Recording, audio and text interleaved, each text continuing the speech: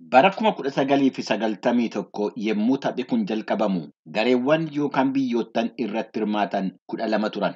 Isa barana Awustiraaliyaanii fi Niwuziilaandii waloodhaan qopheessan irratti gareewwan yookaan biyyoottan 32tu hirmaatu. Kanneen keessaa taphattoonni Yuunaayitid Isteetsi isa darbe dabalatee waancaa taphichaa yeroo sadaffaadhaaf moo'uudhaan seenaa galmeessuudhaaf abdii qabu. Taphi baranaa walirraa fageenya dirreewwaniitiin amma ammaatti kan isaan gitu hin jiru. Lixa Awustiraaliyaa magaalaa Perz irraa kaasee amma magaalaa guddicha Niwuziilaand Wiilingitenitti dheerata.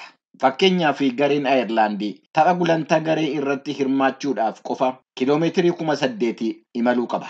Karaa biraatiin jalqabbii tapha kanaa irraa kaasee kaffaltii garee waancaa moo'atuun kennamuun wal qabatee taphattootaa fi qaama taphicha geggeessu gidduutti waldhabdeen uumamee jira.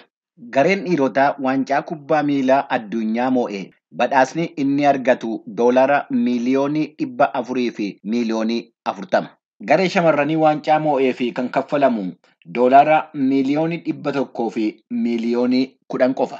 Gareen kubbaa miilaa shamarranii kan Awustiraaliyaa inni maqaa Miitildaa jedhamuun beekamu wixata dheengaddaa ibsa suur-sagaleedhaan kenneen loogiidhaa fi ija walqixaatiin ilaalamuu dhabuu ilaalchisee komii dhiyeessanii jiru. Garee Awustiraaliyaatii fi taphattuu walakkeessa dirree kan taate Taameekaa Yaaloo akka jettetti gareen kubbaa miilaa dhiirotaa Awustiraaliyaatii fi gareen kubbaa miilaa shamarranii Awustiraaliyaa mirga walfakkaataa tokko tokko qabanus ammayyuu garuu walqixa ilaalamuu dhabuun waan mul'achaa jirudha.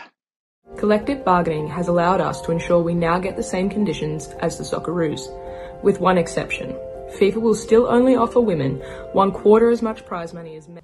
Waliigalteen waliigalaa akka nu mirkaneessetti garee kubbaa miilaa dhiirotaa kan Awustiraaliyaa wajjin waan wal fakkaatu akka argannu nu dandeessiseera.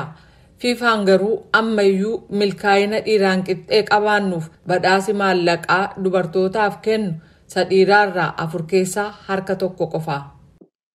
Akkaataa hirmaannaatiin yommuu ilaalamu kubbaan miilaa Awustiraaliyaa keessatti ispoortii hedduu beekamaadha. Taphattoonni duraaniitii fi deeggartoonni Niwuziilaandii fi Awustiraaliyaan yeroon tapha kubbaa miilaa shamarranii kana itti qopheessanii murteessaa akka ta'e ibsu.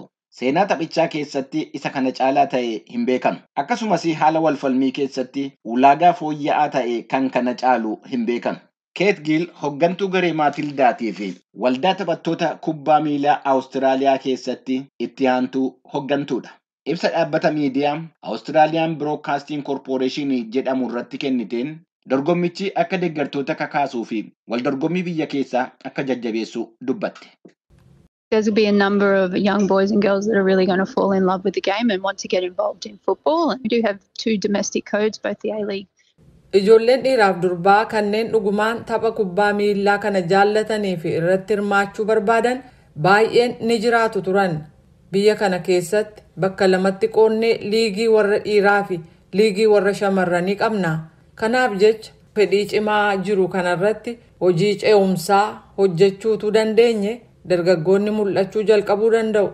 Waancaa tapha kubbaa miilaa dubartootaa kanaafis waamicha guddaa ta'a jedhee yaada. Seenaa tapha kubbaa miilaa kana keessatti biyyi sadarkaa olaanaa irra jirtu Yuunaayitid Isteetsi, Jarman, Siwiidin, Ingilaandii fi Faransaay itti aananii jiru. Akka sadarkaa Federeeshiniin kubbaa miilaa addunyaa yookaan FIFAan baasetti Awustiraaliyaan sadarkaa 10ffaa irra yommuu jirtu biyyi Niwuziilaandii sadarkaa 26ffaa irratti argamti. Tapha jalqabaa Niwuziilaandii keessatti bakka Eden Park jedhamutti kan taasisanu Niwuziilaandii fi Norway. Magaala Sidinii keessatti Awustiraaliyaanii fi Ayirlaandii akka taphatan beekameera. Garee 32 kana keessaa Afrikaa bakka bu'uudhaan Naajeeriyaan, Zaambiyaan, Afrikaan Kibbaatii fi Morookoon hirmaachaa jiru. Xumurri tapha yookaan dorgommii kana hagayya 20 bara 2023 magaala Sidiniitti kan argamu istaadiyoomii Oloompiik keessatti. Eenyutu moo'ee waancaa baranaa fudhata laata? Achi geenyee haa ilaallu.